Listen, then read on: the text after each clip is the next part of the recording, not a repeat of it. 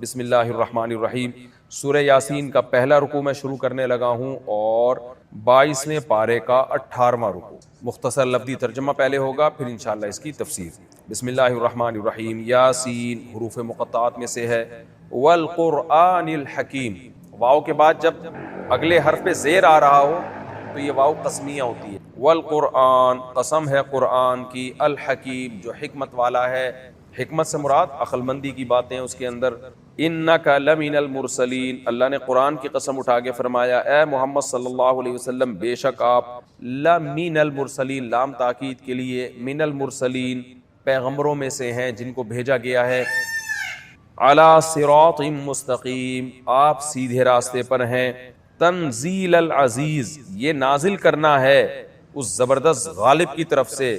عزیز کا معنی جو ہر چیز پر غالب ہو، الرحیم بڑا معاف کرنے والا، یہ اس کی طرف سے نازل کرنا ہے، یعنی جو کتاب کا نازل کرنا ہے یہ اس اللہ کی طرف سے ہے۔ لتنذر، تاکہ آپ ڈرا دیں، قوما ایسی قوم کو، ما انذر آباؤہم نہیں ڈرائے گئے ان کے باپ دادا، فہم غافلون پس وہ غفلت میں پڑے ہوئے ہیں۔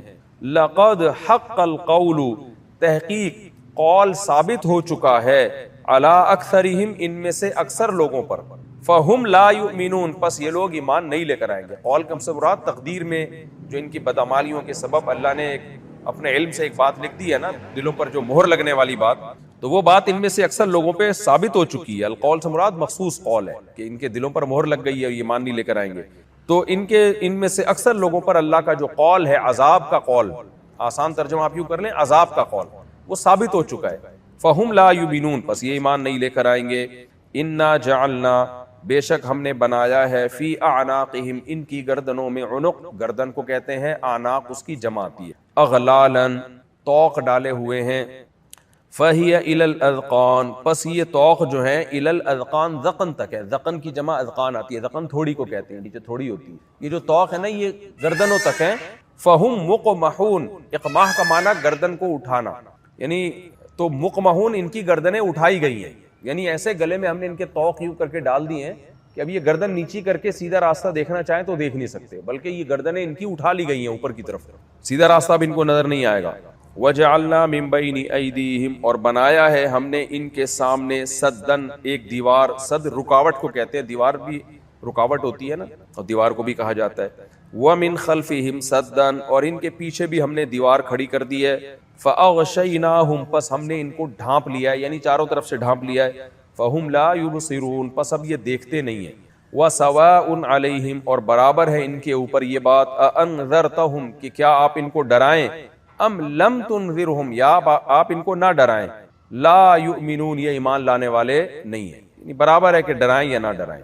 انما تنذر بے شک آپ تو صرف ڈرا سکتے ہیں، من اس شخص کو، اتبع الذکر جو نصیحت کی اتباع کرے، وخشی الرحمن اور رحمان سے ڈرے، بالغیب بغیر دیکھے، فبشرہ پس آپ ایسے شخص کو خوشخبری سنا دیجئے، بمغفرۃ گناہوں کی معافی کی خوشخبری، واجر کریم اور عزت والے اجر کی خوشخبری، عمدہ اجر کی خوشخبری سنا دیں آپ۔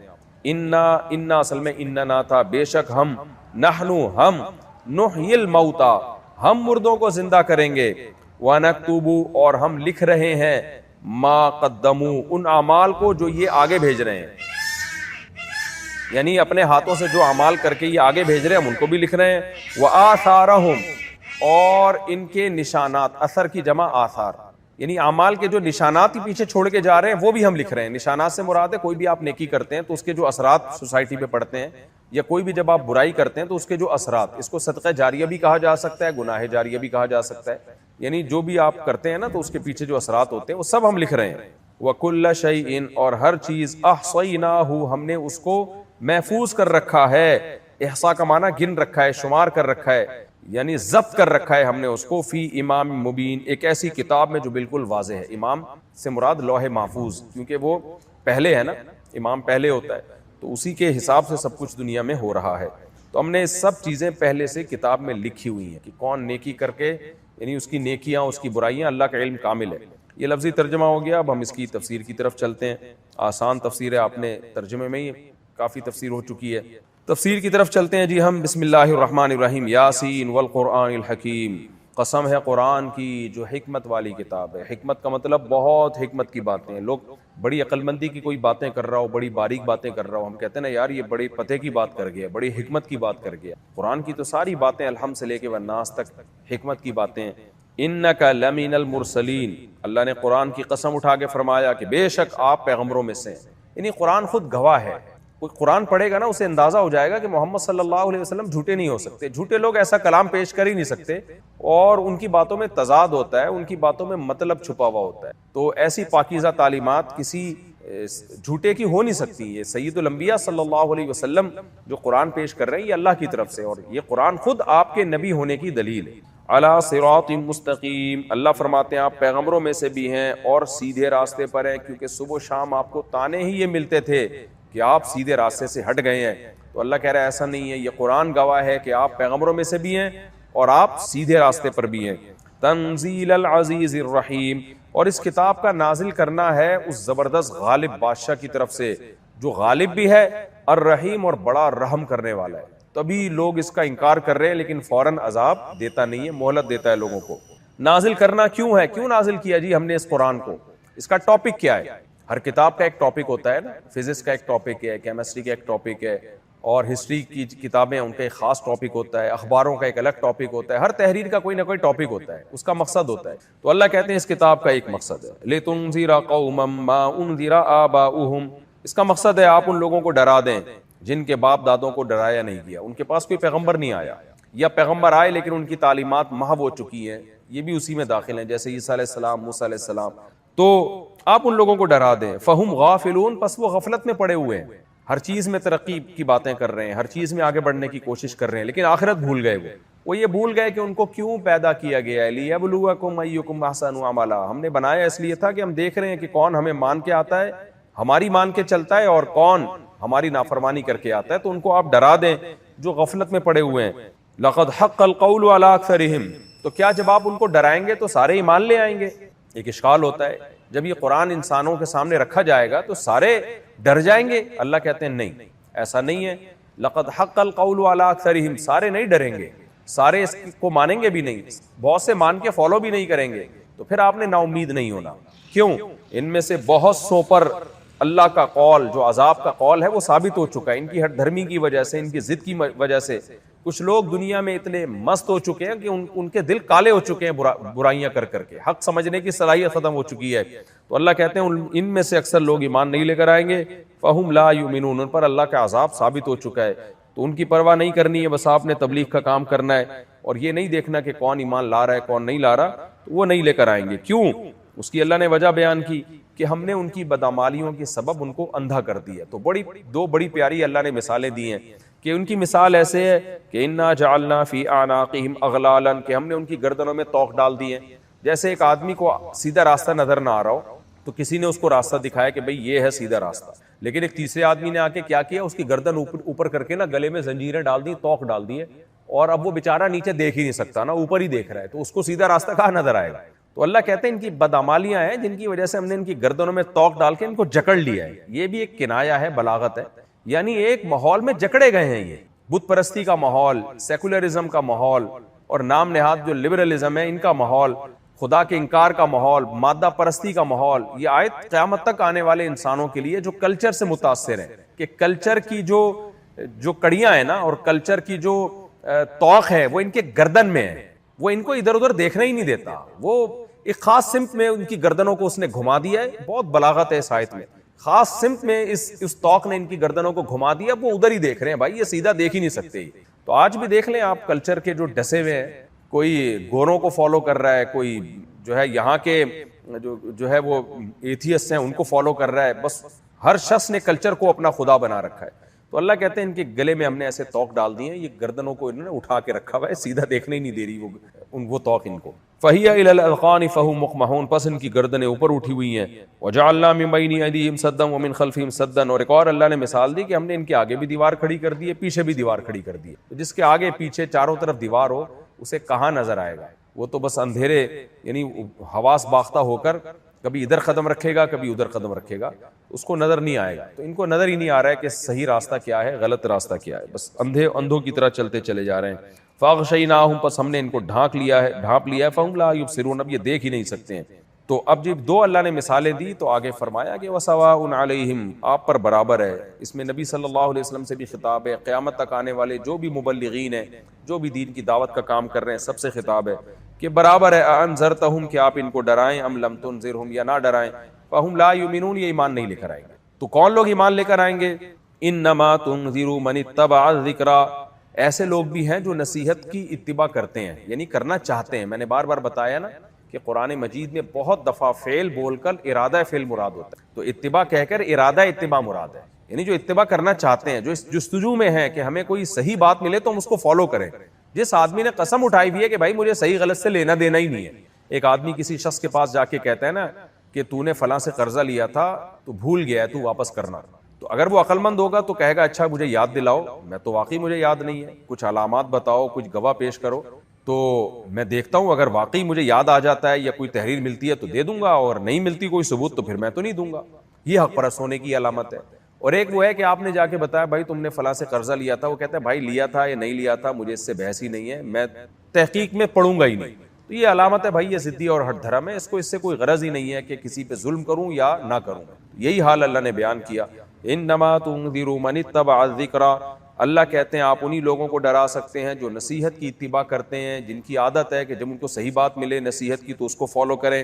وخشی الرحمن بالغیب، اور رحمان سے ڈرتے ہیں بغیر دیکھے۔ وہ جاہلوں کی طرح اس کے متلاشی نہیں ہوتے کہ ہمیں خدا جب تک نظر نہیں آئے گا ہم ایمان نہیں لے کر آئیں گے، وہ علامات سے خدا تک پہنچنے کی کوشش کرتے ہیں اور اس پر ایمان لاتے ہیں، پھر بغیر دیکھے اس سے ڈرتے ہیں کہ جو اتنا طاقتور ہے وہ یقیناً عذاب دے سکتا ہے، اس کے عذاب سے ہمیں ڈرنا چاہیے۔ اور رحمان سے ڈرتے میں بھی بلاغت ہے کہ یعنی اللہ کی نعمتوں کو جب دیکھتے ہیں تو ان کو یقین آتا ہے وہ رحمان ہے، تو رحمان سے تو ڈرا تھوڑی جاتا ہے، رحمان سے تو محبت کی جاتی ہے، یعنی ان کو یہ خوف ہوتا ہے کہ جو اتنی رحمت والا ہے اس کی نافرمانی تو واقعی بہت بڑا جرم ہے، کوئی ظالم ہونا آپ اس کی نافرمانی نہ کریں، لیکن جو رحمان ہے اس کی نافرمانی تو بہت بڑا جرم ہے، لہذا ڈرنا تو اصل میں رحمان ہی سے چاہیے۔ جیسے کوئی آپ سے بہت محبت کرتا ہے نا تو پھر آپ اس کی نافرمانی کرتے ہوئے زیادہ ڈرتے ہیں کہ بھئی یہ تو مجھ پر اتنا مجھے انعامات دیتا ہے تو میں اس کی نافرمانی کروں گا پھر تو مجھے میری خیر نہیں ہے۔ فبشرہ، اللہ کہتے ہیں ایسے لوگوں کو خوشخبری سنا دیں، بمغفرت، مغفرت کی، یعنی ان سے اگر کبھی کوئی گناہ ہو بھی گیا توبہ کرے گا اللہ معاف کر دے گا، جیسے کہ حدیثوں میں آتا ہے کبیرہ گناہ توبہ سے اللہ معاف کر دیتا ہے، اور جو صغیرہ ہے وہ بغیر توبہ کے اللہ معاف کر دیتا ہے۔ وَأَجْرٍ کریم، اور صرف معافی نہیں ملے گی بلکہ اللہ کی طرف سے بہت بڑا اجر بھی ملے گا۔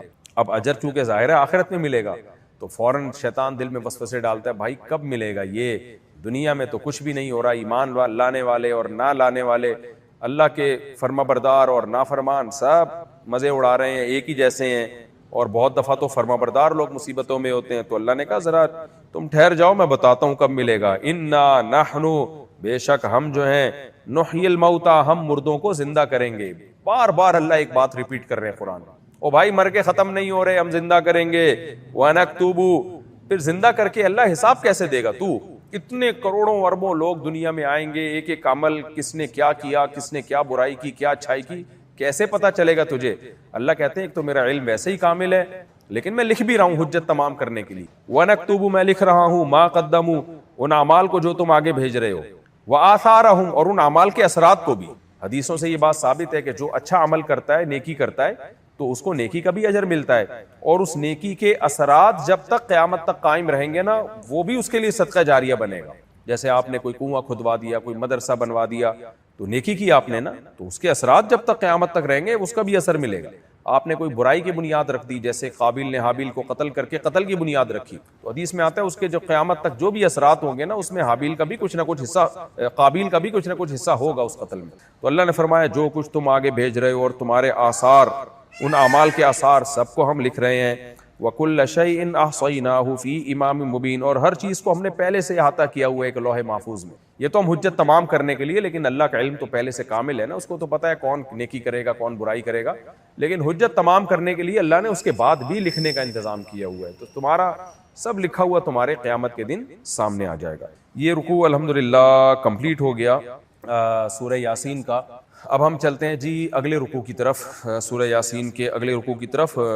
اور اس کا ترجمہ ہی ہو سکے گا. تفسیر انشاءاللہ اگلے ایپیسوڈ میں شروع کروں گا. سورہ یاسین کا رکوع نمبر 2 اور 22ویں پارے کا آخری رکوع یعنی رکوع نمبر 18. اس کے بعد ہمارا 22واں پارہ بھی ختم اور پھر 23واں پارہ انشاءاللہ ہم شروع کریں گے. وَاضْرِبْ لَهُمْ مَثَلًا، اے نبی بیان کیجئے ان کے لیے ایک مثال. کس کی مثال؟ اصحاب القریہ، بستی والوں کی. اذ جاءها المرسلون، جب اس بستی والوں کے پاس پیغمبر آئے. مرسلون کا معنی بھیجے گئے لوگ. اب وہ بھیجے گئے لوگ پیغمبر بھی ہو سکتے ہیں اور پیغمبروں کے نمائندے بھی ہو سکتے ہیں. تفسیروں میں دونوں چیزیں ملتی ہیں. اذ ارسلنا الیہم اثنین، جب ہم نے ان بستیوں کی طرف 2 کو بھیجا. فکذبوہما، بستی والوں نے ان دونوں کو جھٹلایا. فعززنا بثالث، تو ہم نے ان کو تقویت بخشی. عزز یعزز تعزیزا کا معنی طاقت دینا. عزیز کو بھی عزیز اس لیے کہتے ہیں نا، آپ کو رشتہ داروں کی وجہ سے طاقت ملتی ہے. فعززنا بثالث، ہم نے طاقت دی ان کو ایک تیسرے کے ذریعے. فقالوا انا الیکم مرسلون، سب نے کہا کہ ہم تمہاری طرف بھیجے گئے ہیں. قالوا ما انتم الا بشر مثلنا، وہ لوگ کہنے لگے آپ تو ہماری طرح کے انسان ہیں. وما انزل الرحمن من شیء، آسان ترجمہ ہے، جلدی تیزی کے ساتھ میں کر دیتا ہوں، وقت بھی ہمارا پورا ہی ہو گیا ہے. وما انزل الرحمن من شیء، اور رحمان نے کچھ بھی نازل نہیں کیا. ان انتم الا تکذبون، نہیں ہو تم مگر جھوٹ بولتے ہو. قالوا ربنا يعلم انا الیکم لمرسلون، وہ کہنے لگے ہمارا رب جانتا ہے کہ بے شک ہم آپ ہی کی طرف تمہاری طرف بھیجے گئے ہیں. وما علینا الا البلاغ المبین، اور نہیں ہے ہمارے اوپر الا مگر البلاغ، بلاغ کا معنی پہنچا دینا، المبین واضح طریقے، بلاغ کا معنی بھی واضح پہنچا دینا، المبین میں اس کی اور تاکید ہو گئی. قالوا انا تطیرنا بکم، وہ کہنے لگے بے شک ہم بدشگونی لیتے ہیں تم سے. تطیرنا یہ کئی دفعہ قرآن میں لفظ آ چکا ہے. تطیر بدشگونی لینا، نحوست لینا، کسی کو منحوس سمجھنا. ہم تم سے بدشگونی لیتے ہیں. لئن لم تنتہوا، اگر تم باز نہ آئے، لنرجمنکم، ہم تمہیں ضرور پتھروں سے مار دیں گے. ولیمسنکم، مسا یمسو کا معنی چھونا، واو کا معنی اور لام تاکید کے لیے، نون تاکید کے لیے. لیمسنکم، ضرور بھی ضرور چھوئے گا، منا ہماری طرف سے تمہیں، کم کا معنی تمہیں، عذاب علیم دردناک عذاب. قالوا طائرکم معکم، وہ لوگ کہنے لگے کہ تمہاری نحوست تمہارے ساتھ ہے. یعنی پیغمبروں کو کہنے معاذ اللہ آپ کی نحوست ہے تو کہنے طائرہ نحوست کو کہتے ہیں، تمہاری نحوست تمہارے ساتھ ہے، معکم تمہارے ساتھ. اس کو نحوست کو طائرہ کیوں کہتے ہیں؟ طیر سے نکلا ہے. طیر کہتے ہیں عربی میں پرندے کو نا، طیر کہتے ہیں اڑنے کو، طائرہ پرندہ، طیارہ ہے جہاز کو کہتے ہیں اڑنے والا. تو عرب پرندوں سے وہ شگون لیتے تھے کہ یہ ادھر کو اڑ گیا تو اس کا مطلب ہے کہ اچھا کام ہونے والا ہے، ادھر کو اڑ گیا تو برا ہونے والا ہے. تو اس لیے پھر وہ لفظ ہی ورڈ ہی طائر سے لے لیا گیا. تطیر بدشگونی لینا. طائرکم معکم، تمہاری بدشگونی تمہارے ساتھ ہے. ان ذکرتم، اگر تمہیں نصیحت کی جاتی ہے، یعنی اگر تمہیں نصیحت کی جاتی ہے، آگے جملہ محذوف ہے تو اس پہ تم یہ کہہ رہے ہو کہ ہم معاذ اللہ ہماری نحوست ہے جو یہ سب کچھ ہو رہا ہے. نصیحت کے بعد تو شکر ادا کرنا چاہیے. بل انتم قوم مسرفون، بلکہ تم ہی حد سے تجاوز کرنے والے لوگ ہو. وجاء من اقصى المدینہ رجل یسعى، اللہ کہتے ہیں مدینہ کے کنارے سے، شہر کے کنارے سے، اقصا کہتے ہیں کنارے کو، ایک شخص آیا یسعى دوڑتا ہوا. قال یا قومی، یا قومی میں میم کے بعد یا محذوف ہے، اے میری قوم، اتبعوا المرسلین، اتباع کرو پیغمبروں کی. اتبعوا من لا یسألکم، اتباع کرو ان لوگوں کی، لا یسألکم اجرا، جو تم سے اجر کا مطالبہ نہیں کرتے، وہم مہتدون، اور وہ خود بھی ہدایت یافتہ ہیں. وما لیا، اور مجھے کیا ہو گیا، ما لیا ای شیء لی، کون سی چیز ہے جو میرے لیے ہے، یعنی یہ محاورہ ہے سمجھ لیں آپ اس کو. وما لیا، مجھے کیا ہو گیا، لا اعبد الذی فطرنی، میں عبادت نہ کروں اس رب کی، فطرنی جس نے مجھے پیدا کیا، والیہ ترجعون، اور اسی کی طرف تم لوٹائے جاؤ گے. اتخذ من دونہ آلہہ، کیا میں ٹھہرا لوں اللہ کو چھوڑ کر بہت سارے معبود. ان یریدنی الرحمن بضر، یرید اصل میں تھا یریدو، اور نی کا معنی مجھے، یریدو نی الرحمن بضر، اصل میں یوں تھا کہ رحمان ارادہ کرے میرے ساتھ بضر نقصان کا، تو ان کی وجہ سے یریدو یرید بن گیا، جزم آ گیا نا اس پہ تو یا غائب ہو گئی. تو ان یریدنی الرحمن، نی اصل میں نی تھا، اگر رحمان ارادہ کرے میرے ساتھ بضر کوئی نقصان کا، لا تغنی عنی، تغنی کا لفظ کئی دفعہ آیا، میں نے بتایا اس کا معنی ہوتا ہے فائدہ پہنچانا. لا تغنی عنی، نہیں فائدہ پہنچائے گی مجھے، شفاعتہم، ان معبودوں کی شفاعت، شیئن ذرا بھی، ولا ینقذون، اصل میں تھا ینقذونی، نون کے نیچے زیر ہے نا، یہ اس کی علامت ہے کہ یا حذف ہے، اور یہ نہ یہ مجھے بچا سکتے ہیں اللہ کے عذاب سے. انقاذ کا معنی نجات دے دینا، بچا لینا. انی، میں بے شک میں، اذن اگر میں نے ایسا کیا، اذن اذ کانا کذا، اگر ایسا ہوا یعنی میں نے ان معبودوں کی عبادت کی، لفی ضلال مبین، تو میں تو کھلی گمراہی میں ہو جاؤں گا.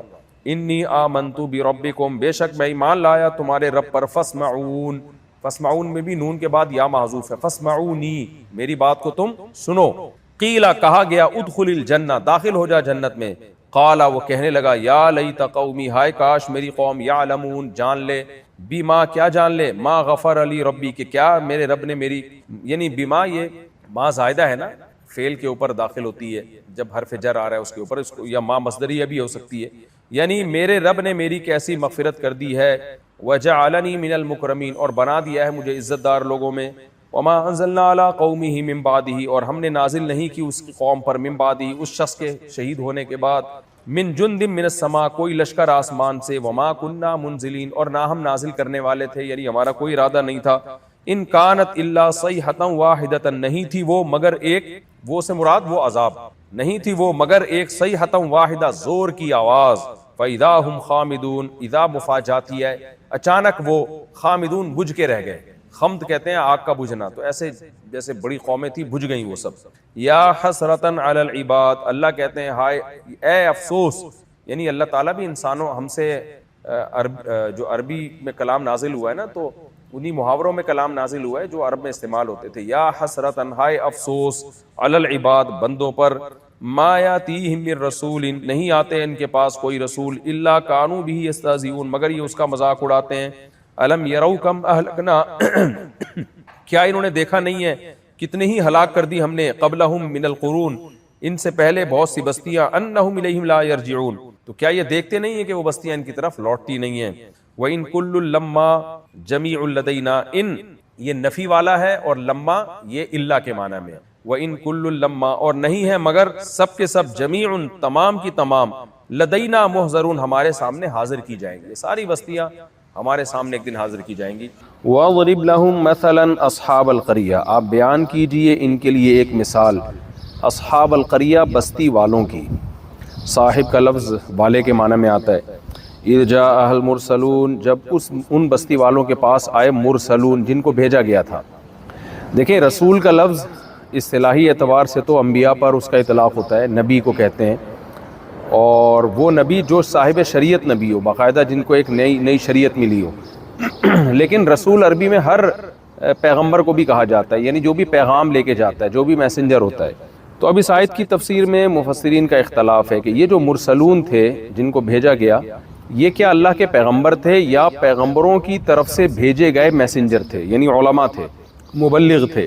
تفسیر میں دونوں چیزیں ملتی ہیں ہمیں، تو لہذا جب دونوں چیزیں ملتی ہیں اور ایک پر بھی کوئی یقینی دلیل نہیں ہے تو اس لیے کوئی ایک یقینی رائے قائم نہیں کی جا سکتی، لیکن قرائن سے یہ پتہ چلتا ہے کہ یہ پیغمبر تھے، ایسا معلوم ہوتا ہے۔ وہ قرینہ کیا ہے آگے آ رہا ہے کہ ما انتم الا بشر مثلنا، پیغمبروں نے ان لوگوں نے کہا کہ آپ ہماری طرح کے انسان ہیں، تو عام طور پر یہ طعنہ پیغمبروں کو دیا گیا ہے کہ آپ ہماری طرح کے انسان ہیں، تو اس لیے بظاہر معلوم ہوتا ہے کہ وہ پیغمبر ہی تھے، اور اگر ہم یہ فرض کر لیتے ہیں کہ پیغمبر نہیں تھے تو پھر مطلب یہ ہوگا کہ آپ ہماری طرح کے انسان ہو، یعنی آپ کو جیسے مبلغ جو ہے یا داعی جو ہے لوگ سمجھتے ہیں کہ وہ یا بزرگ یا ولی اللہ کوئی ماوراء العقل چیز ہونی چاہیے، تو یہ جہالت کا کانسیپٹ ہمیشہ سے دنیا میں رہا ہے، تو اس زمانے میں بھی ہوگا، لیکن بہرحال راجح یہی معلوم ہوتا ہے کہ یہ پیغمبر تھے، واللہ اعلم۔ دوسرا یہ بستی کہاں کی تھی جہاں کا اللہ واقعہ بیان کر رہے ہیں، تو زیادہ تر مفسرین اس طرف گئے کہ یہ بستی تھی انطاکیہ کی، تو ترکی کا ایک شہر ہے نا انطاکیہ، میرا جانا ہوا ہے وہاں،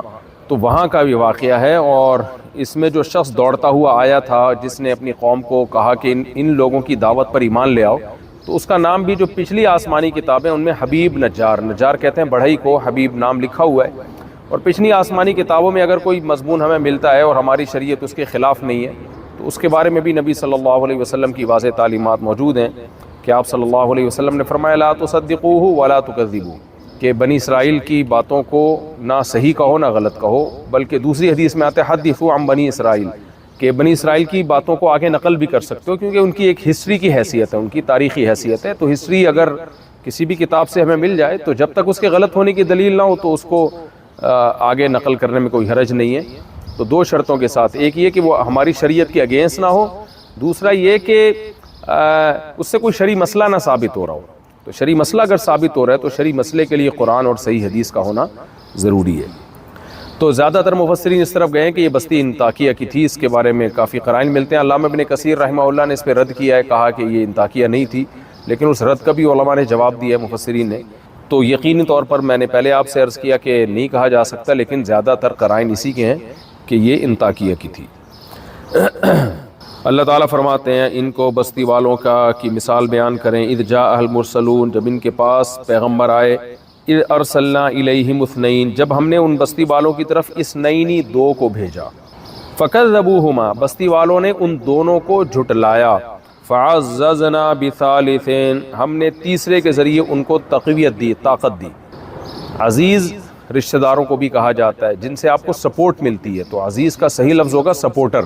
یہ بہت بہترین لفظ ہے، اس کے اردو میں ترجمے انگلش میں ہے، لیکن بہت سے انگلش کے الفاظ آج کل آپ کو پتہ ہے اردو میں استعمال ہو رہے ہیں، تو ہمیں تو مقصد ہے کسی طرح سے ہم ایکسپلین کر لیں کہ اس کا مفہوم کیا ہے۔ تو اللہ تعالیٰ کہتے ہیں ہم نے ان کو سپورٹ دی بثالثین، تیسرے کے ذریعے، فقالوا انا الیکم مرسلون، سب مل کے کہنے لگے بھائی ہم تمہاری طرف بھیجے گئے ہیں داعی بنا کے یا پیغمبر بنا کے۔ اس میں ہمیں یہ بھی معلوم ہوتا ہے کہ دیکھیں انسان کو سپورٹ کی ضرورت ہوتی ہے، جیسے حضرت موسیٰ علیہ السلام نے کہا تھا نا کہ اللہ تو میرے بھائی ہارون کو میرا وزیر بنا دے، تو اللہ نے کیا فرمایا، سنشد عضدک باخیک، ہم تیرے بازو کو مضبوط کر دیں گے تیرے بھائی کے ذریعے۔ تو یہ انسان کی نیچر ہے، یہ جو لوگ کہتے ہیں نا میں تنہا ہی سب کچھ کروں گا، یہ بالکل غلط ہے، یہ ایک قسم کا تکبر ہے۔ یہ آپ تنہا نہیں کر سکتے، آپ کی ٹیم ہوتی ہے، آپ کے لوگ ہوتے ہیں، آپ کے سپورٹر ہوتے ہیں، تو ہی آپ دنیا میں کوئی بڑا کام کر سکتے ہیں۔ دوسری بات یہ کہ انسان کتنا ہی اس میں کانفیڈنس ہو، کتنا ہی بڑا ولی اللہ ہو، وہ ماحول سے متاثر ہوتا ہے، ماحول کی باتوں سے اس کو تکلیف ہوتی ہے، اسے ضرورت ہوتی ہے کہ اسے کوئی حمایت کرے اس کی۔ تبھی میں اکثر بیان میں کہتا ہوں نا کہ کوئی اچھی بات ہو تو پازیٹیو کمنٹس کر کے اچھی بات کرنے والے کو اپریشیٹ کرنا چاہیے، اور کوئی بری بات کرے تو نیگیٹو کمنٹس کر کے اس کو اس سے ڈس ایگری کرنا چاہیے، اس کی حوصلہ شکنی کرنی چاہیے۔ تو تبھی قرآن نے کہا وَتَعَاوَنُوا عَلَى الْبِرِّ وَالتَّقْوَىٰ، نیکی کے کاموں میں ایک دوسرے کو سپورٹ کرو اور برائی کے کاموں میں ایک دوسرے کو سپورٹ مت کرو۔ تو اب دیکھیں یہ دو جو تھے جن کا اللہ قرآن میں ذکر کر رہا ہے، یہ پیغمبر تھے اگر، تو کتنی یعنی زبردست، پیغمبروں کا تو اللہ سے کیسا لنک ہوتا ہے، لیکن وہ دو ہونے کے باوجود پریشان ہوئے، تو اللہ نے کیا فرمایا کہ ہم نے ان کا سپورٹر بنایا تیسرے کو، تاکہ ان کو تھوڑا حوصلہ ملے۔ تو انسان کو انسانوں سے حوصلہ ملتا ہے، اور انسانوں ہی سے اس کی حوصلہ شکنی بھی ہوتی ہے۔ فقالوا انا الیکم مرسلون، اس آیت سے ہمیں یہ بھی پتہ چلتا ہے کہ انسان کو حتی الامکان اپنے مخالف ماحول نہیں بنانا چاہیے، حتی الامکان لوگوں کی دشمنیاں مول نہیں لینی چاہیے، حتی الامکان کوئی ایسی بات نہیں کرنی چاہیے جس سے لوگ اس کے خلاف ہو جائیں، کیونکہ لوگوں کے خلاف ہونے کا آپ کی نفسیات پہ بہت گہرا اثر پڑتا ہے، یہ بھی ہمیں پتہ چلتا ہے۔ تو صلہ رحمی ہے، رشتہ داروں پہ خرچ کرنا، یہ سب چیزیں اسی لیے ہیں کہ تاکہ اس کی ایک حکمت یہ بھی ہے کہ لوگ آپ کے سپورٹر بنیں، لوگ آپ کے مخالف نہ جائیں۔ اور اس موقع پر میں وہ حدیث بھی اکثر بیان کرتا ہوں کہ نبی صلی اللہ علیہ وسلم نے فرمایا کہ جب اللہ کسی سے محبت کرتے ہیں تو جبریل کو حکم دیتے ہیں کہ تم اس سے محبت کرو، پھر فرشتوں کو حکم دیتے ہیں، پھر اس کی محبت زمین پہ اتار دی جاتی ہے۔ تو اس سے بھی ہمیں پتہ چلتا ہے کہ لوگوں میں محبت کا ہونا، اللہ کی طرف محبت، فرشتوں کی محبت، یہ سب اللہ کی نعمتوں میں سے ایک نعمت ہے، اور دشمنیاں یہ آزمائش ہے۔ قالوا ما انتم الا بشر مثلنا، وہی کہا گیا جو تمام پیغمبروں کو کہا گیا کہ آپ تو ہماری طرح کے انسان ہیں۔ وما انزل الرحمن من شیء، رحمان نے کچھ بھی آسمان سے نازل نہیں کیا۔ اگر یہ پیغمبر نہیں تھے تو اس کا مطلب یہ ہے کہ ہم سرے سے نبوت کے سلسلے کو مانتے ہی نہیں ہیں، جیسے کہ آج کل کے ملحد اور ایتھیس لوگ ہیں، وہ بھی یہ کہتے ہیں کہ کچھ بھی آسمان سے نازل نہیں کیا، کیونکہ علماء تو قرآن کی بات کرتے ہیں نا، تو وہ قرآن کو مانتے ہی نہیں ہیں۔ تو پہلے لوگوں کے ملحد اور ایتھیس بھی ایسے ہی ہوتے تھے، مادہ پرست بھی ایسے ہی ہوتے تھے، وہ بھی یہی باتیں کرتے تھے کہ رحمان نے آسمان سے کچھ بھی نازل نہیں کیا۔ رحمان کیوں؟ کیونکہ پیغمبروں نے اللہ کو رحمان سے ڈیفائن کیا تھا نا، ایکسپلین کیا تھا اللہ کا جو مطلب، یعنی اللہ کا جو صفتی نام ہے سب سے مشہور وہ تو رحمان ہے۔ قالوا ما انتم الا بشر مثلنا وما انزل الرحمن من شيء ان انتم الا تكذبون، نہیں ہو تم مگر جھوٹ بولتے ہو۔ قالوا ربنا يعلم، وہ کہنے لگے ہمارا رب جانتا ہے، انا الیکم لمرسلون، ہم تمہاری طرف پیغمبر بنا کے بھیجے گئے ہیں، قاصد بنا کے بھیجے گئے ہیں۔ وما علینا الا البلاغ المبین، اور ہمارے ذمے نہیں ہے مگر صاف صاف پہنچا دینا، ہمارا کام اللہ کا پیغام آپ تک پہنچا دینا ہے، یہی داعی کا کام ہوتا ہے۔ اور میں بار بار اس طرح کی آیتوں میں ایک بات کی تاکید کرتا ہوں کہ داعی کو اس سے آگے نہیں نکلنا چاہیے۔ آج بات ہوتی ہے نا نظام کی تبدیلی اور یہ اور وہ، بھائی آپ اپنے اختیار میں جو ہے اس میں کمی نہ کریں، جو آپ کے اختیار سے باہر ہے اس کی باتیں بھی نہ کریں آپ، اس سے لوگوں کی صلاحیتیں ضائع ہوتی ہیں۔ تو پیغمبروں نے بھی یہ کہا بھائی ہمارا کام اللہ کا پیغام پہنچا دینا، اس سے آگے کہ ہم مکلف نہیں ہیں۔ تو جب پیغمبر اس سے آگے کے مکلف نہیں ہیں تو ہم اور آپ کیسے اس بات کے مکلف ہیں کہ اپنی استطاعت اور اپنی طاقت سے آگے زیادہ جا کے کام کرنے کی کوشش کریں. قالوا انا تطیرنا بکم، وہ کہنے لگے کہ ہم آپ سے بدشگونی لیتے ہیں. بدشگونی کا لفظ اردو میں استعمال ہوتا ہے یعنی نحوست لینا. زمانے جاہلیت کی ایک رسم ہے اور آج بھی یہ رسم لوگوں میں موجود ہے. آپ نے دیکھا کہ بھئی کالی بلی سامنے سے گزری ہے تو یہ نحوست لیتے ہیں لوگ اس کی کہ شاید یہ کچھ غلط ہونے والا ہے میرے ساتھ. اور منڈیر پہ آ کے کوا بولنے لگا، اس کا لوگ سمجھ لیتے ہیں کچھ غلط ہونے والا ہے. بہت کچھ اوٹ پٹانگ چیزیں ہماری سوسائٹی میں، یہ بھی ہماری سوسائٹی میں بہت ہے. بھئی گھر میں بہو آتے ہی پریشانیاں آنا شروع ہو گئیں تو ہندوؤں میں کانسیپٹ ہے یہ اس عورت کی نحوست ہے، بھئی اس کی وجہ سے یہ ہوا ہے. تو کسی سے افتتاح کروا لیا آپ نے دکان مکان کا، اس کی دکان کو آگ لگ گئی تو یہ اس شخصیت کی نحوست ہے. تو یہ زمانے جاہلیت میں تھا جس کو اسلام نے ختم کیا. تو اب جب اس قوم کے پاس پیغمبر آئے تو اب اس قوم پہ اللہ کی طرف سے آزمائشیں آنا شروع ہو گئیں تاکہ یہ لوگ اللہ کی طرف مائل ہوں. تو یہ کہنے لگے جب یہ پیغمبر نہیں تھے تو ہم پر کوئی مصیبت نہیں آتی تھی، جب سے یہ لوگ آئے ہیں تو ہم پہ پریشانیاں آنا شروع ہو گئیں. تو اس کا مطلب معاذ اللہ یہ ان کی نحوست ہے، بجائے اس کے کہ اپنے اعمال کو درست کریں. آج بھی یہی ہوتا ہے نا، گھر میں بہو نئی آ گئی ہے، شادی ہوئی اور ایک دم غربت آ گئی تو اس بہو پہ ڈال دیتے ہیں. یہ نہیں دیکھتے کہ بھئی ہم سے کوئی غلطی ہو رہی ہے، ہمارے سے کمانے میں کوئی سستی ہو رہی ہے یا کوئی پالیسی بنانے میں کوئی غلطی ہوئی ہے، تو اپنی غلطیوں کی اصلاح کے بجائے انہی چیزوں پہ ہم ٹائم ضائع کرتے ہیں. تو وہ قوم کہنے لگی انا تطیرنا بکم، ہم آپ سے بدشگونی لیتے ہیں. لئن لم تنتہوا، اگر آپ اپنی اس دعوت سے باز نہ آئے، لنرجمنکم، ہم آپ کو پتھروں سے مار کے ہلاک کر دیں گے. ولیمسنکم منا عذاب علیم، اور آپ کو ہماری طرف سے بہت دردناک عذاب پہنچے گا.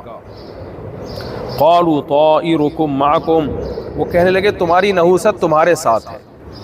یعنی تمہاری نحوست جو ہے تمہارے ساتھ کا مطلب یہ، نحوست تو کسی شخص کی نہیں ہوتی، یہاں مراد ہے اس کو کہتے ہیں کہ انہی کے الفاظ میں کسی کو جواب دینا. جیسے کوئی بار بار آپ کو تانا دے رہا ہو کہ یار تم میرے گھر آئے ہو تو اس کے بعد سے میرے گھر میں مصیبتیں آنا شروع ہوئیں، اس کا مطلب تمہاری نحوست ہے. تو جواب میں کیا کہا جاتا ہے، اصل میں تم ہی منحوس ہو، تمہاری نحوست ہی تمہارے ساتھ لگی ہوئی، یعنی یہ میری نحوست نہیں ہے، تمہاری نحوست ہے جس کی وجہ سے تمہارے گھر میں مصیبتیں آئیں. تو سوال پیدا ہوتا ہے نحوست تو نہیں ہوتی انسانوں کی. اس کا جواب یہ ہے کہ بھائی جب آپ جواب میں کہتے ہیں نا تمہاری نحوست، تو تمہاری بدعمالیوں کی نحوست، یعنی تم نے کچھ الٹا کام کیا جس کی وجہ سے تمہارے گھر میں مصیبتیں آنا شروع ہو گئیں. تو جواب تو یہ ہونا چاہیے تمہاری بدعمالیوں کی نحوست ہے. لیکن یہ بلاغت کا ایک قاعدہ ہے کہ اگلے والے کو انہی کے الفاظ میں جواب دیا جائے. اس کی نیت کچھ اور ہوگی، آپ کی نیت کچھ اور ہوگی. اس کو کہتے ہیں عربی میں صنعت مشاکلت. اس کی مثال قرآن میں بار بار بیان کر چکا ہوں. وَمَكَرُوا وَمَكَرَ اللَّهُ، قرآن کہتا ہے مشرکین بھی مکر کر رہے ہیں اور اللہ بھی مکر کر رہا ہے. حالانکہ اللہ مکر نہیں کرتا، کیونکہ مکر ایک بری چیز ہے. مکر و فریب کہتے ہیں نا، بڑا مکار ہے مکر کرنے والا. تو اصل میں تو اللہ یہ بتانا چاہ رہے ہیں کہ مشرکین بھی ایک مکر کر رہے ہیں. مکر کہتے ہیں خفیہ طریقے سے بری تدبیریں. تو اللہ بھی خفیہ طریقے سے ان کی بری تدبیروں کو فیل کر رہا ہے. تو اس فیل کرنے کو اللہ نے مکر کے لفظ سے تعبیر کیا کہ انہی کے جو لفظ ان کے لیے استعمال کیا، تو اس موقع پہ اللہ نے وہ لفظ اپنے لیے استعمال کیا. مقصد اس لفظ کی حقیقت نہیں ہے، بلکہ مقصد ہے اس مکر کا اللہ جواب دے رہے ہیں. تو بعض الفاظ بعض مواقع پہ برے نہیں ہوتے، لیکن اس موقع کے علاوہ اگر آپ استعمال کرتے ہیں تو وہ الفاظ بہت برے الفاظ ہوتے ہیں. تو جب آپ کسی کو کہہ دیں کہ تم منحوس ہو تو یہ لفظ بہت برا ہے. بھائی کوئی بھی منحوس نہیں ہوتا، لیکن کوئی آپ کو منحوس کہہ رہا ہے تو جواب میں آپ کہتے ہیں تو پھر اس میں ہم تعویل کرتے ہیں کہ بھائی اس کا مقصد کچھ اور ہے، لیکن اس نے وہی لفظ اس لیے استعمال کیا کہ سامنے والے نے یہ لفظ استعمال کیا. پھر یہ بلاغت بن جاتی ہے، پھر یہ بلاغت کا ایک اصول اور ضابطہ بن جاتا ہے، پھر یہ کلام بلیغ بن جاتا ہے. تو یہاں بھی ایسا ہی ہے. قالوا انا تطیرنا بکم، وہ کہنے لگے ہم آپ کو منحوس سمجھتے ہیں. پیغمبروں نے جواب میں کیا کہا، طائرکم معکم، تمہاری نحوست تمہارے ساتھ لگی ہوئی ہے. کیا مطلب، تم پر نحوست آنے کے لیے کسی اور کے آنے کی ضرورت نہیں ہے. تمہاری نحوست تمہارے ساتھ ہے کیونکہ تمہارے اعمال تمہارے ساتھ ہیں اور بدعمالیاں تمہارے ساتھ چپکی ہوئی ہیں. تم جہاں جہاں جاؤ گے اپنے ساتھ نحوست لے کے جاؤ گے. تو تمہاری بدعمالیاں جن کی وجہ سے یہ عذاب آ رہا ہے. ان ذکرتم، اگر تمہیں نصیحت کی جا رہی ہے، آگے جواب محذوف ہے، یعنی اگر تمہیں نصیحت کی جا رہی ہے تو اس کے جواب میں تم یہ کہہ رہے ہو کہ ہماری نحوست ہے معاذ اللہ جس کی وجہ سے بدعمالیاں آ رہی ہیں. نصیحت خیر خواہی کو کہتے ہیں. تو خیر خواہی تو انسان سنتا ہے, اس پہ عمل کرنے کی کوشش کرتا ہے. یعنی ہم تمہارے فائدے کی باتیں کر رہے ہیں اور تم ہمیں الٹا کہہ رہے ہو کہ ہم تمہارے نقصان کا ذریعہ ہیں. بل انتم قوم مسرفون, بلکہ تم ہی ایسی قوم ہو جو حد سے تجاوز کر رہی ہو, لمٹ کو کراس کر رہے ہو تم. یعنی صرف یہ نہیں کہ نافرمانی کر رہے ہو, بات نہیں مان رہے, بلکہ الٹا ہم پر الزام لگا رہے ہو. وجاء من اقصى المدینة رجل يسعى, شہر کے کنارے سے ایک شخص دوڑتا ہوا آیا, جس کو کتابوں میں حبیب نجار سے تعبیر کیا گیا ہے. یہ پہلے سے مسلمان تھا, یا تو پچھلی ظاہر ہے پیغمبروں کا سلسلہ تو آتا رہا ہے, یا یہ کہ اس تک ان کی دعوت پہنچی اور اس نے اسلام قبول کیا, دین برحق کو قبول کیا. زیادہ تر حضرات اس طرف گئے کہ حضرت عیسیٰ علیہ السلام کے دور کے آس پاس کا یہ واقعہ ہے.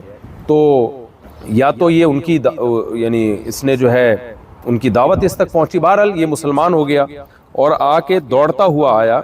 قال یا قوم اتبعوا المرسلین, اے میری قوم ان پیغمبروں کی اتباع کرو. دوڑتا ہوا کیوں آیا؟ دیکھیں قرآن میں یسعا کا لفظ, قرآن میں کوئی بھی لفظ فضول استعمال نہیں ہوتا. اللہ یہ بھی کہہ سکتے تھے کہ ایک شخص آیا شہر کے کنارے سے, یہ بھی کہہ سکتے تھے اللہ تعالیٰ, لیکن یسعا کا لفظ قرآن نے استعمال کیا. بالکل اسی طرح کا یسعا کا لفظ اللہ نے سورہ قصص میں بھی استعمال کیا. وجاء رجل من اقصى المدینة یسعا, وجاء رجل من اقصى المدینة یسعا. وہاں یہ الفاظ ہیں کہ موسیٰ علیہ السلام کے جب قتل کا مشورہ ہوا تو شہر کے کنارے سے ایک شخص دوڑتا ہوا آیا موسیٰ علیہ السلام کے پاس. وہاں بھی دوڑنے کا لفظ ہے, یہاں بھی دوڑنے کا لفظ ہے. یہ اصل میں یہ بتانے کے لیے کہ جو بھی نیک آدمی ہوتا ہے وہ خیر پر حریص ہوتا ہے, وہ خیر کے کاموں میں سست نہیں ہوتا. دوڑنا کنایا ہے جلد بازی سے, یعنی بعض جلد بازی پسندیدہ ہوتی ہے, وہ بری نہیں ہوتی. کہ جب آپ کے جلدی نہ کرنے سے سامنے والے کو نقصان پہنچنے کا اندیشہ ہو تو پھر وہ کام چل کے نہیں بلکہ دوڑ کے کرنا چاہیے. تو موسیٰ علیہ السلام کے دور میں بھی دربار میں مشورہ ہوا کہ موسیٰ علیہ السلام کو قتل کر دیا جائے گا. تو ایک شخص کو پتہ چل گیا کہ موسیٰ علیہ السلام کے قتل کے فیصلے ہو رہے ہیں, تو اگر وہ چل کے جاتا اسے خطرہ تھا کہ بھئی ایسا نہ ہو کہ جو موسیٰ علیہ السلام کے جو فوجی فرعون کے جو لوگ ہیں وہ یہاں تک پہنچ جائیں اور موسیٰ علیہ السلام کو گرفتار کر لیں, تو مجھے جلدی جلدی جا کے اطلاع دینی چاہیے. تو خیر کا جذبہ تھا حضرت موسیٰ علیہ السلام کو بچانے کی, اس نے فوراً کوشش کی ہے. تو اسی طرح یہاں بھی اب اس شخص میں بھی اپنی قوم کے ساتھ خیر خواہی کا جذبہ تھا. اس کو یہ تھا کہ ایسا نہ ہو کہ میری قوم ان پیغمبروں کو جھٹلائے اور ان پر آسمانی عذاب آ جائے یا پیغمبروں کو قتل نہ کر دے کہیں. تو اس نے بھی کہا بھائی یہ کام آرام سے کرنے کا نہیں ہے کہ میں آرام سے جاؤں, پتہ نہیں کیا ہو جائے گا. مجھے فوراً یہ کام کرنا چاہیے تاکہ میں اپنی قوم کو اللہ کے عذاب سے کسی بھی طریقے سے بچا سکوں. تو دینداروں کو اس بارے میں غور و فکر سے کام کرنا چاہیے. ہماری قوم میں سستی بہت ہے, ہم کوئی بھی اچھا کام کرنا چاہتے ہیں بہت زیادہ سستی کا ہم شکار ہو جاتے ہیں. تو اچھا کام میں انسان کو جلدی کرنی چاہیے, سستی کا شکار نہیں ہونا چاہیے. کتنے لوگ ہیں جنہوں نے قرآن حفظ کرنے کا ارادہ کیا ہے لیکن وہ سستی کا شکار ہیں. کتنے ہیں جنہوں نے حج کا ارادہ کیا لیکن ڈیلے کرتے چلے جاتے ہیں. چاہے دنیا کا معاملہ ہو دین کا معاملہ ہو, آپ کو کام فوراً شروع کر دینا چاہیے.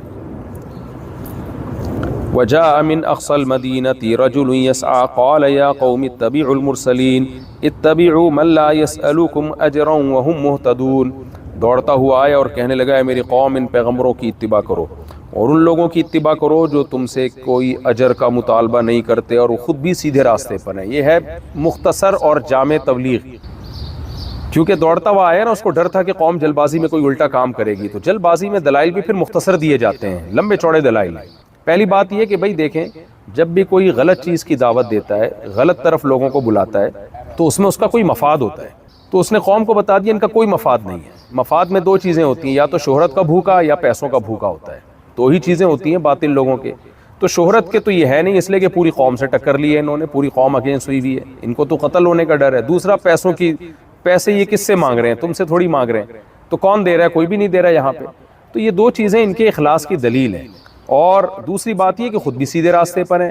تو جب خود بھی سیدھے راستے پر ہوں, اور بعض دفعہ انسان سیدھے راستے پر تو ہوتا ہے لیکن وہ آپ کو اس لیے نہیں بلا رہا ہوتا کہ آپ کا خیر خواہ, بلکہ اس کے اپنے مفاد ہوتے ہیں اس میں. تو خود بھی سیدھے راستے پر ہیں, اور سیدھے راستے کی دلیل اگلی آیت میں اس نے پیش کی کہ یہ تم ایک خدا کی طرف بلاتے ہیں. وہ خدا تو صرف ان کا نہیں ہے, وہ تو ہمارا بھی خدا ہے. کیوں نہ ہم اس کے دین پہ چلیں جس نے ہمیں پیدا کیا ہے. اتبعوا من لا یسألکم اجرا، ان لوگوں کے پاس ان کی کو فالو کیوں نہیں کرتے جو تم سے کسی اجر کا مطالبہ نہیں کرتے، وہم مہتدون، اور خود بھی سیدھے راستے پر ہیں۔ تو یہ بھی ایک ہمیں نا ایک بڑا زبردست قرآن سے ہمیں ایک معیار مل گیا کسی شخصیت کو جانچنے کا کہ اخلاص ہونا چاہیے، اور مہتدون کا مطلب سیدھے راستے پر بھی ہونا چاہیے۔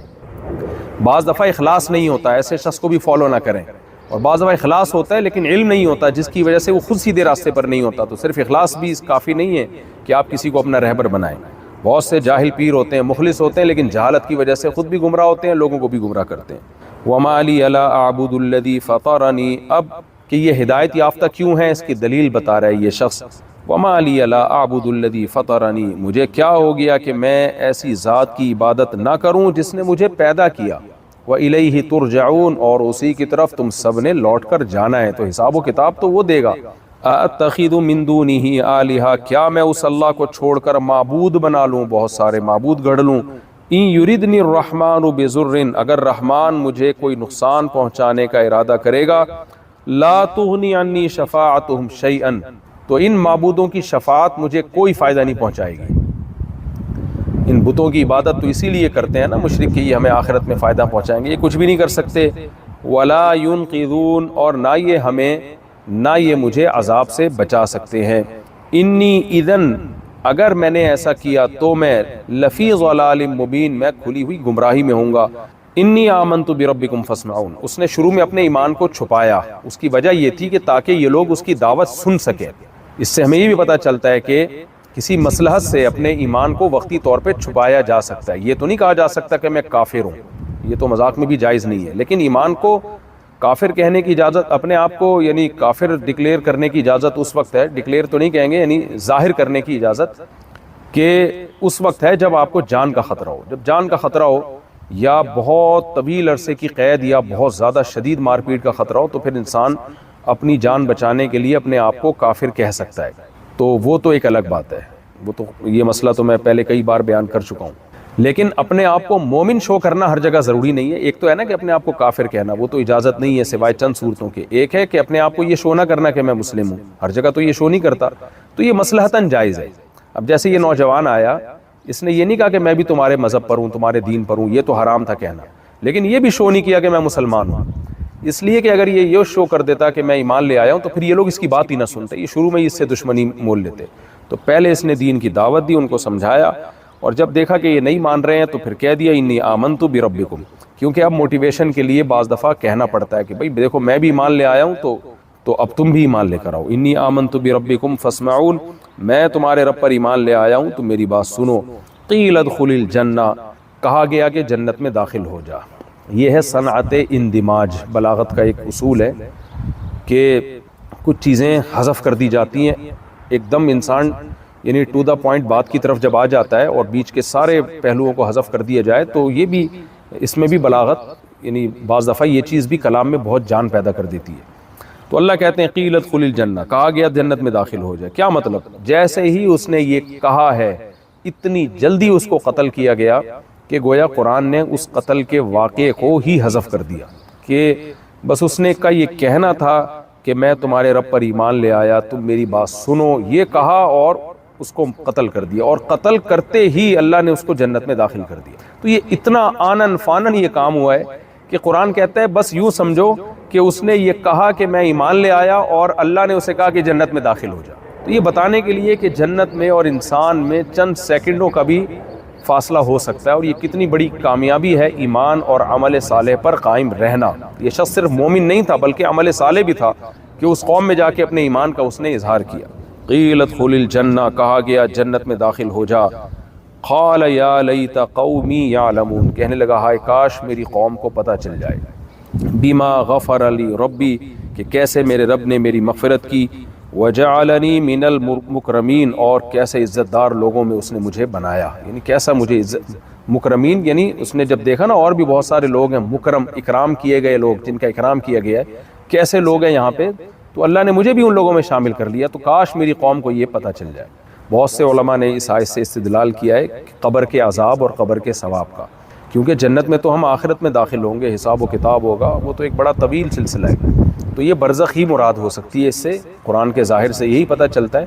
تو تو یہاں جنت سے وہ والی جنت مراد نہیں ہے جو میدان حشر کے بعد ملے گی، بلکہ وہ جنت مراد ہے جو برزخ میں، کہ جیسے فرعون کے بارے میں آتا ہے نا کہ جب اس کو غرق کیا گیا تو آگ میں داخل کیا گیا، یعرضون علیہا غدوا وعشیا، سورہ مومن میں ہے کہ صبح اور شام اس کو آگ پہ جلایا جاتا ہے۔ تو یہ صبح و شام جو آگ پہ جلایا جا رہا ہے یہ برزخ میں ہے۔ حالانکہ فرعون کی جو ممی ہے، اس کی جو ڈیڈ باڈی ہے، وہ تو محل میں رکھی ہوئی ہے، میوزیم میں رکھی ہوئی ہے، سوری، لیکن قرآن کہہ رہا ہے اس کو صبح و شام آگ میں جلایا جاتا ہے۔ وَيَوْمَ تَقُومُ السَّاعَةُ أَدْخِلُوا آلَ فِرْعَوْنَ أَشَدَّ الْعَذَابِ، اور جس دن قیامت قائم ہوگی تو کہا جائے گا فرعون کو اس سے سخت عذاب میں داخل کر دو۔ تو اس سے پتہ چلتا ہے کہ بھئی ایک آگ پہلے بھی ہے اور ایک بعد میں ہے، تو ایک برزخ جنت کی بھی ہے اور ایک میدان حشر کے بعد ہوگی۔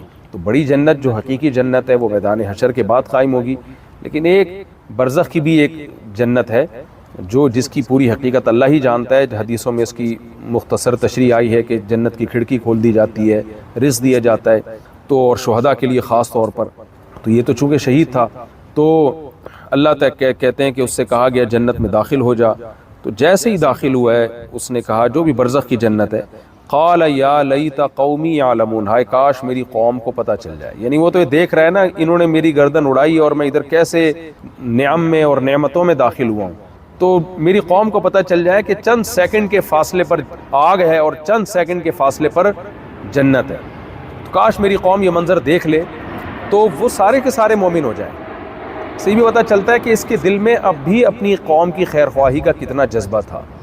دیندار کو ایسا ہی ہونا چاہیے، حالانکہ قوم نے تو قتل کر دیا اس کو، پھر بھی اس کے دل میں جذبہ ہے کہ کیسے بے وقوف لوگ ہیں، کاش یہ برزخ کے اس طرف جھانک کے دیکھ لیں تو ان کو اندازہ ہو جائے کہ کیسا اللہ تعالیٰ نے مجھے نعمتوں میں رکھا، یہ سارے مسلمان ہو جائیں۔ لیکن اللہ کی طرف سے آزمائش ہے کہ اللہ نے جو برزخ کا یعنی موت اور زندگی کے درمیان ایک پردہ ڈالا ہوا ہے، آپ یہاں سے وہاں نہیں جھانک سکتے، یہ اللہ کی ایک قدرت ہے اور آزمائش ہے۔ اگر اللہ یہ پردہ ہٹا دے تو پھر تو ساری دنیا مومن ہو جائے، آزمائش ہی ختم ہو جائے۔ وَمَا أَنزَلْنَا عَلَىٰ قَوْمِهِ مِن بَعْدِهِ مِن جُندٍ مِّنَ السَّمَاءِ۔ اچھا، وَجَعَلَنِي مِنَ الْمُكْرَمِينَ میں یہ بھی پتہ چلتا ہے کہ برزخ میں نیک لوگوں کی ملاقاتیں بھی ہوتی ہیں۔ یہ بات تو احادیث سے بہت وضاحت کے ساتھ ثابت ہے۔ بعض صحابہ دنیا سے جاتے ہوئے خوش ہو رہے تھے کہ کل ہماری ملاقات ہونے والی ہے محمد صلی اللہ علیہ وسلم سے اور اصحاب سے۔ تو یہ بات قرآنوں سے بھی ثابت ہے، احادیث سے، قرآن کا تو مجھے اس وقت ذہن میں نہیں، لیکن احادیث سے یہ بات بہت، قرآن کی اس آیت میں بھی اشارہ ملتا ہے ہمیں کہ اشارہ کی ایک طرح کی صراحتی ہے، اور احادیث میں تو بہت وضاحت کے ساتھ ہے کہ برزخ میں نیک روحوں کی ملاقاتیں ہوتی ہیں۔ تو اس نے کہا نا اللہ نے مجھے بھی ان لوگوں میں شامل کر دیا جو عزت والے لوگ ہیں، تو کاش میری قوم یہ منظر دیکھ لے۔ وَمَا أَنزَلْنَا عَلَىٰ قَوْمِهِ مِن بَعْدِهِ مِن جُندٍ مِّنَ السَّمَاءِ وَمَا كُنَّا مُنزِلِينَ۔ اللہ تعالیٰ کہتے ہیں ہم نے اس قوم پر، اس شخص کے بعد آسمان سے کوئی لشکر نازل نہیں کیا اور نہ ہم نازل کرنے والے تھے۔ یعنی ہم نے یہ نہیں کیا کہ ہم نے ان قوم کو تباہ کرنے کے لیے لاکھوں کروڑوں فرشتے آسمان سے اتارے، اور نہ ہم یہ کرنے والے تھے، یعنی ہمیں اس کی ضرورت بھی نہیں تھی۔ ان کانت الا صیحۃ واحدۃ، نہیں تھی وہ مگر ایک زوردار آواز۔ زوردار کا ترجمہ ہے واحدہ کے لفظ سے کر رہا ہوں، ایک آواز تھی تو ظاہر ہے بہت زوردار ہوگی، تو ایک آواز تھی، ایک چیخ تھی۔ فَإِذَا هُمْ خَامِدُونَ، اچانک وہ بجھ گئے۔ یہ بھی بلاغت کا ایک قاعدہ ہے، بجھتے انسان نہیں ہے، آگ بجھتی ہے، لیکن آگ میں کیسی گرمائش ہوتی ہے اور کیسے شعلے مار رہی ہوتی ہے آپ، اور کیسا تکبر دکھا رہی ہوتی ہے، دیکھنے والا کبھی یہ سوچ ہی نہیں سکتا کہ یہ ایک سیکنڈ میں بھی غائب بھی ہو سکتی ہے، لیکن آپ ذرا سا پانی ڈالیں تو کیسے غائب ہو جاتی ہے، اس لیے اس کو بجھنا کہتے ہیں۔ تو گویا کہ یہ لوگ بھی متکبر تھے، طاقتور تھے، شعلے مارتے ہوئے، دھمکیاں دیتے ہوئے آگ کے شعلوں کی طرح، لیکن ایک چیخ نے ان کو ایسے بجھا دیا جیسے کہیں بہت بڑی آگ لگی ہو اور آپ اس پہ آ کے پانی ڈال دیں تو ایسا نام و نشان ختم ہوتا ہے جیسے کچھ تھا ہی نہیں یہاں پہ۔ فَإِذَا هُمْ خَامِدُونَ، اذا مفاجاتی ہے یعنی اچانک وہ بجھ کے رہ گئے۔ یا حسرتاً علی العباد، ہائے افسوس ہے بندوں پر، یعنی اللہ تعالیٰ یہ لفظ استعمال کر رہے ہیں۔ ما یاتیہم من رسول، ان کے پاس کوئی بھی پیغمبر نہیں آتے، الا مگر یہ کہ کانوا بہ یستہزئون، یہ لوگ ان کا مذاق اڑاتے ہیں، انکار کرنے سے بھی بڑھ کر آگے جاتے ہیں، مذاق اڑاتے ہیں۔ اولم یروا کم اہلکنا قبلہم من القرون، کیا یہ لوگ دیکھتے نہیں ہیں ہم نے ان سے پہلے کتنی بستیوں کو ہلاک کر دیا، انہم الیہم لا یرجعون، کہ اب وہ بستیاں ان کی طرف لوٹ کر نہیں آتی ہیں۔ وَإِن كُلٌّ لَمَّا، اور تمام کے تمام، جمیع لدینا محضرون، جمیع کا مطلب کہ یہ تمام کے تمام لدینا محضرون ہمارے سامنے حاضر کیے جائیں گے. جتنی بستیاں ہم نے ہلاک کر دی ہیں، تباہ کر دی ہیں، فنا کوئی بھی نہیں ہوئی ہے اس میں، یہ سب کے سب قیامت کے دن زندہ کر کے ہمارے سامنے حاضر کیے جائیں گے. یہ ہمارا سورہ یاسین کا رکوع نمبر 2 الحمدللہ کمپلیٹ ہو گیا. اب میں اگلے رکوع کے ترجمے کی طرف چلتا ہوں. سورہ یاسین کا رکوع نمبر 3 اور 23ویں پارے کا رکوع نمبر 2 انشاءاللہ میں شروع کرتا ہوں. مختصر لفظی ترجمہ ہوگا مختصر گرامر کے ساتھ، پھر انشاءاللہ اس کی تفسیر ہوگی. بسم اللہ الرحمن الرحیم. وَآیَةٌ لَهُمُ الْأَرْضُ الْمَيْتَةُ، اور ان لوگوں کے لیے ایک نشانی الارض زمین ہے، المیتہ مردہ. زمین عربی میں مؤنث ہے، تبھی اس کی جو صفت آئی ہے نا المیت کے بجائے المیتہ، یعنی آگے تا لگی ہوئی ہے. احییناہا، ہم نے اس زمین کو زندہ کیا. واخرجنا منہا حبا، پھر ہم نے اس زمین سے ترکاریاں نکالی. فمنہ یاکلون، پس اس سے یہ کھاتے ہیں. وجعلنا فیہا جنات، اور ہم نے بنائی اس زمین میں جنات باغات. من نخیل، کھجور کے، واعناب، عنب کی جمع اعناب، اور انگور کے. وفجرنا فیہا من العیون، اور جاری کر دیے ہم نے اس زمین میں تفجیر. آپ کو نے یہ جدید عربی میں ایک لفظ انفجار کا سنا ہوگا، دھماکہ کہیں ہوتا ہے، کوئی چیز پھٹتی ہے نا، تو ایسے جب پریشر کے ساتھ نہیں پانی بہہ رہا ہوتا تو تفجیر اس کو کہا جاتا ہے. وفجرنا فیہا من العیون، اور ہم نے اس میں چشمے جاری کر دیا. عین عربی میں عین کا جو لفظ ہے نا، عین یون، عین یا اور نون. عین انسانی آنکھ کو بھی کہتے ہیں، عین جاسوس کو بھی کہتے ہیں، عین کسی متعین چیز کو بھی کہتے ہیں. جب انسانی آنکھ کو عین کہتے ہیں تو اس کی جمع آتی ہے اعین، اعین. اور جب کسی متعین شخص کو کہا جاتا ہے تو اعیان اس کی جمع آتی ہے. اور عین عربی میں سورج کی ٹکیا کو بھی کہا جاتا ہے، اور عین جو ہے یہ چشمے کو بھی کہا جاتا ہے. لِيَأْكُلُوا مِن ثَمَرِهِ، تاکہ یہ لوگ اس کے پھل سے کھائیں. وَمَا عَمِلَتْهُ أَيْدِيهِمْ، اور نہیں بنایا ان درختوں کو ایدیہم ان کے ہاتھوں نے، ان کے ہاتھوں نے یہ ایجاد نہیں کیے ہیں. افلا یشکرون، تو یہ لوگ شکر ادا کیوں نہیں کرتے. سبحان افلا یشکرون، تو یہ شکر نہیں کرتے کیا. سبحان الذی، پاک ہے وہ ذات، خلق الازواج کلہا، جس نے تمام جوڑے پیدا کیے.